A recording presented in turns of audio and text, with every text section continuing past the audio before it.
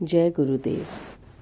भक्तजनों, आज मैं बाबा जी के चमत्कार की 2 कहानियाँ आपके साथ बांटूंगी। और पहली कहानी हम शुरू करते हैं, जो कि बाबा जी की भक्त पुष्पा बिष्ट जी की कहानी है, जो कि नैनीताल की निवासी थी। तो क्या हुआ कि एक बार उनके बेटे को हुआ पीलिया। और अमूमन क्या होता है कि पीलिया में हम उसको झड़वाना पसंद करते हैं, यानी कि देसी नुस्खा अपनाते हैं उसमें, जिसमें झाड़ फूँक होती है और मंत्रोच्चारण होता है, और फिर इस तरीके से उस बीमारी को दूर करने की कोशिश की जाती है। और पहाड़ों में ये काफ़ी प्रचलित है। तो वो सब करवा रही थी पुष्पा बिष्ट जी, और साथ ही साथ डॉक्टर का इलाज भी करवा रही थी। और इसके अलावा जितना भी परहेज, हम सब जानते हैं कि पीलिया में बिल्कुल बॉयल खाना खाना पड़ता है। तो जो कुछ बन पड़ रहा था, पुष्पा बिष्ट जी अपने बेटे के लिए कर रही थी, लेकिन कहीं से भी कोई राहत नहीं मिल रही थी उन्हें, और बेटा दिन प्रतिदिन और कमज़ोर होता जा रहा था। पुष्पा जी जो थी, बाबा जी की बहुत बड़ी भक्त थी, और जब कुछ नहीं समझ आया तो उन्होंने अपने बेटे को बस में बैठाया और सीधे पहुंच गई बाबा जी के आश्रम कैची धाम। जब कैची धाम में अंदर पहुंची तो बाबा जी ने उस बच्चे को देखा, बोला, पुष्पा क्या हो गया इसको? तो पुष्पा ने पूरी कहानी कह सुनाई और रोने लगी। तो बाबा जी ने अपने शिष्य से बोला कि जाओ पुष्पा देवी के लिए प्रसाद लेके आओ। तो शिष्य जो था वो एक थाल में पूरी और बढ़िया चटपटे आलू ले आया प्रसाद। जैसे ही वो प्रसाद पुष्पा जी के हाथों में आया, उनके बेटे ने वो प्रसाद झपट लिया और फूट कर उस प्रसाद को खाने लगा, जैसे कि कई दिनों से उसने कुछ खाया ना हो। उसको इस तरह से खाता हुआ देखकर बाबा जी परेशान हो गए, और बाबा जी ने पुष्पा जी को रोका कि उसे रोको, वो मर जाएगा, रोको उसे।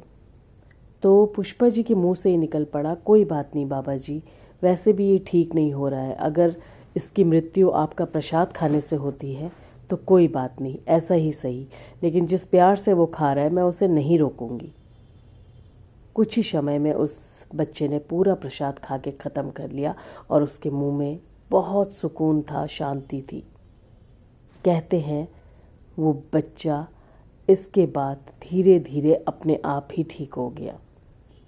पुष्पा बिष्ट जी जो बाबा जी की अनंत भक्त रही, वो आज भी इस बात को मानने से इनकार नहीं करती कि आज अगर उनका बेटा जीवित है और आज उनका बेटा बहुत अच्छे से अपनी ज़िंदगी जी रहा है, तो वो सिर्फ़ और सिर्फ उस प्रसाद की वजह से है। तो इसमें हम देखते हैं उनका विश्वास और उनकी भक्ति और बाबा जी का आशीर्वाद। ऐसी ही दूसरी एक बहुत ही खूबसूरत विश्वास की कहानी है, जिसमें ये भक्त जो है कैची धाम के दर्शन के लिए आती हैं, और बाहर जो दुकानें हैं वहाँ से प्रसाद खरीदती हैं, और प्रसाद की थाल और लड्डू खरीदती हैं। और ये सब करने के बाद जब वो अपने पर्स को देखती हैं तो उसमें सिर्फ 5 रुपये बचे होते हैं। अभी उन्हें नीचे हल्द्वानी की तरफ जाना था, लेकिन पैसे बिल्कुल भी नहीं थे। लेकिन वो चिंता नहीं करती, वो कहती कोई बात नहीं, देखा जाएगा, मैं कम टिकट वाले किसी भी साधन से अपने घर तक जैसे तैसे पहुंच जाऊंगी। लेकिन चिंता उनके मन में थी कम पैसे देखकर। फिर भी वो अंदर जाती है, पूजा पाठ करती है, फिर बाबा जी के दर्शन करती है। बाबा जी तख्त पर बैठे होते हैं और उस भक्त से कहते हैं, बेटा तुम्हारे पास पैसे तो है ना? वो भक्त कहती है, हाँ बाबा जी, मेरे पास अच्छे खासे पैसे हैं। मुंह से ये बोलती है, लेकिन उसके मन में ये बात चल रही होती है कि बाबा जी मुझसे ऐसा कैसे पूछ रहे हैं, और उनको मतलब अंदाज भी कैसे आया कि मेरे को पैसे की कोई कमी हो सकती है। और फिर वो एक तरफ उसका मन ये कहता है कि बाबा जी पूछ रहे हैं तो पैसे ले ले, और दूसरी तरफ उसका मन कहता है कि फ़र्ज़ तो मेरा है दान करने का, तो मैं बाबा जी से पैसे ले कैसे सकती हूँ। और वो अपनी जो दूसरी उसकी सोच होती है उसको अमल करती है, और इस बात से बिल्कुल इनकार कर देती है कि उसके पास पैसे नहीं हैं। बाबा जी भी कुछ नहीं कहते, वो प्रसाद लेती है और बाबा जी का आशीर्वाद लेके 5 रुपये का टिकट लेके एक बस में बैठ जाती है।